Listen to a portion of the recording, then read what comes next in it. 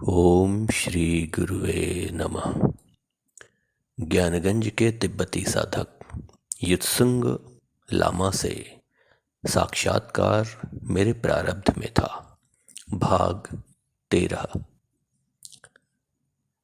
गंगा तट के किनारे स्थित काशी नगरी के अपनी कुटिया में तिब्बत और युत्सुंग लामा के बारे में बताते हुए शंकर भारती महाराज ने अपनी बात को आगे बढ़ाया और कहा कि उन दिनों की स्मृति आज भी अक्षुण्ण है। तभी तो तुम लोगों से कह रहा हूँ कि जाओ एक बार ताओवांग देख कर आओ। ये धर्म के नाम पर व्यापार स्थल नहीं है, वह यथार्थ में शक्ति का स्थान है, मुक्ति का स्थान है, शांति का स्थान है। यदि तुम लोग वहाँ जाने के इच्छुक हो तो मैं मठ में तुम लोगों के रहने की व्यवस्था कर दूंगा। मुझे बहुत अच्छा लग रहा है यह जानकर कि तुम लोग युत्सुंग लामा से मिलने जा रहे हो। तुम लोगों का ये सौभाग्य है। यह कहकर शंकर भारती जी चुप हो गए। इसके बाद मैंने और वर्णावत उत्तरकाशी के शंकर महाराज जी ने उनसे विधिवत विदाई ली। शंकर महाराज के साथ पैदल ही मैं दशाश्वमेध घाट की ओर चल पड़ा। रास्ते में चलते चलते मैंने महाराज जी से पूछा, मृत्यु के बाद आत्मा मन के साथ सूक्ष्म शरीर में विलीन हो जाती है। ऐसा ही तो कहा था शंकर भारती जी ने। ऐसा आत्मा ऐसे में है क्या? क्या कोई अदृश्य शक्ति है, कोई आकार, कोई आधार? शंकर महाराज जी मुस्कुराकर बोल पड़े, यहीं इतनी गहनता में जाने की कोशिश मत कीजिए। आपको एक काम दे रहा हूँ।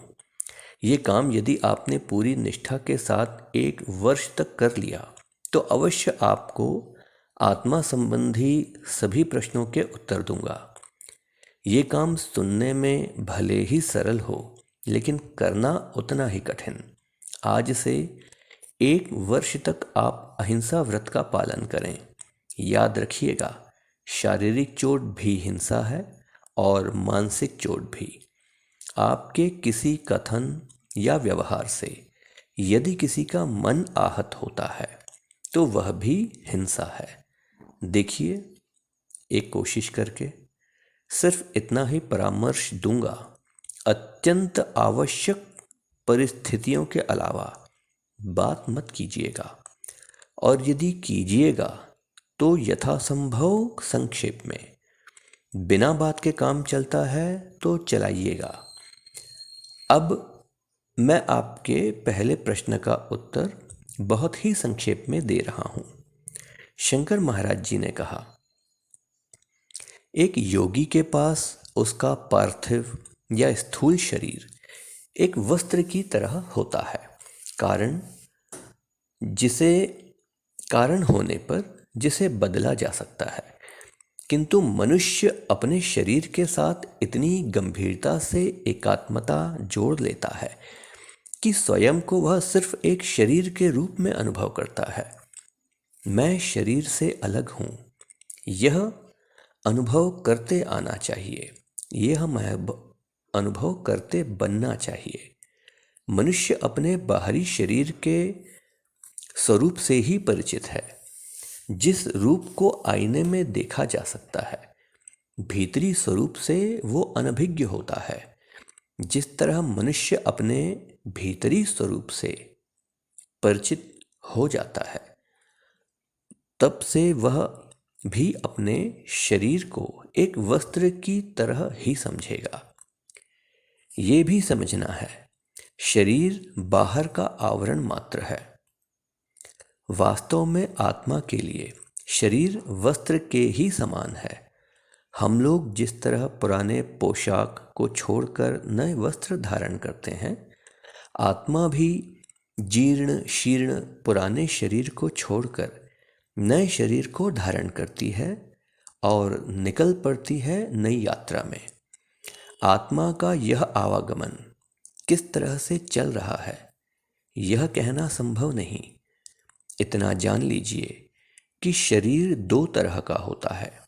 एक शरीर से हम सभी परिचित हैं, जो माता पिता के माध्यम से हमें मिला है, अर्थात जिसने गर्भ से जन्म लिया है। किंतु उस शरीर की एक निर्दिष्ट सीमा है, सामर्थ्य है। इस सीमा और सामर्थ्य के अनुसार वह यंत्रवत चलता रहता है। उसके बाद एक दिन खत्म हो जाता है। यदि गंभीरता से विचार किया जाए तो समझ आएगा कि माता पिता के पास रहकर मनुष्य एक शरीर रूपी यंत्र के समान है। ये शरीर यंत्र के रूप में हमारे लिए एक विशेष स्थिति निर्मित करता है। हमें दृष्टिगोचर होने वाला यह शरीर जन्म से अपनी यात्रा शुरू करता है और इसकी समाप्ति होती है मृत्यु रूप में। आत्मा का ऐसे आने जाने का क्रम बराबर लगा रहता है। शेष अगले अध्याय में। ओम श्री गुरुवे नमः।